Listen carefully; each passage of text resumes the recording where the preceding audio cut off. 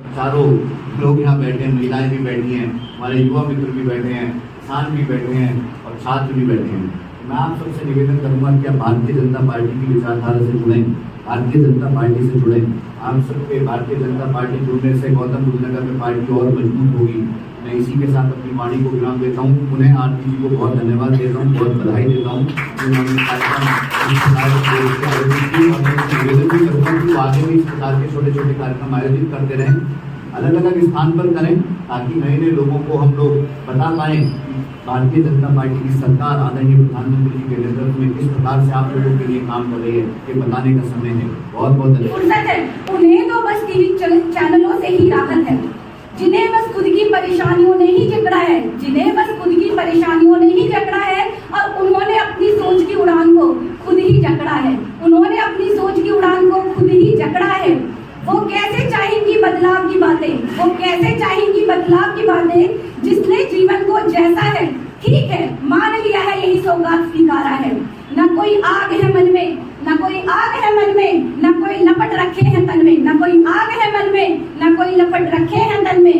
पर आज जरूरत है एक लौ जलाने की, पर आज जरूरत है एक लौ जलाने की, खुद से सवाल पूछने की, खुद की आवाज उठाने की, खुद से सवाल पूछने की, खुद से आवाज उठाने की। क्या हम जिंदा है या बस जी रहे हैं? क्या हम बेबस हैं या बस सह रहे हैं? क्या हम एक दूसरे के लिए खड़े हैं या आजाद हैं, या हम भ्रम ही पाल रहे हैं? क्या हम हैं या भीड़ में सिर्फ एक परछाई हैं? कब तक यूं सहेंगे हम, कब तक यूं चलेंगे हम? हर दिन कोई बहन गुजरी जाती है, हर दिन कोई बेटी जलती जाती है। कब विदेशों में भी छोटी छोटी लड़कियों से शादी करें, बच्चा हुआ, जिम्मेदारी उठा नहीं पाते हैं, काम करते नहीं, अर्निंग करते नहीं।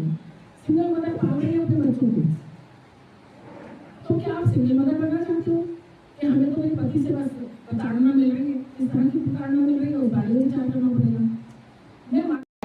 हमारे यहाँ के जो प्रधानमंत्री हैं, यशस्वी प्रधानमंत्री जी, उनकी नीतियों को जो वहाँ जाकर के, क्योंकि कहीं पाकिस्तान ने कसर नहीं रखी थी ये कहने में कि हम जीत गए। आपने कुछ देखा भी होगा, अगर टीवी पे देखा होगा कि वो उस तरह से पिटने के बाद, उस तरह से हारने के बाद भी उसका वो था ये दिखाने के लिए कि नहीं हम कहीं हमारा कुछ नहीं बिगड़ा है। लेकिन जब तक कहते हैं ना कि जंगल में मोर नाचता कैसे देखो, जब तक आप अपनी बात को किसी के सामने नहीं रखेंगे तो कोई आपके बारे में जानेगा नहीं। तो वो जानना बहुत जरूरी था, इसीलिए प्रधानमंत्री ने ये नीति बनाई और उन्होंने ये डेलीगेशन बनाया।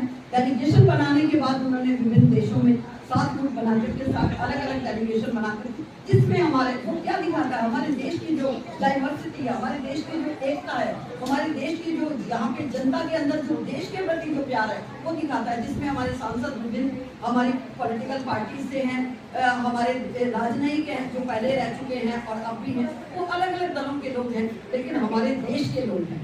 एक चीज जो और मेंटल रिटार्ड करते हैं, और मैं ये भी आपको बताना चाहूँगी, ये स्कूल एक ऐसा है जहाँ पर हम पेरेंट्स को अवेयर करते हैं, सोसाइटी का अवेयरनेस रहता है और उन बच्चों पे काम किया जाता है। Thank you.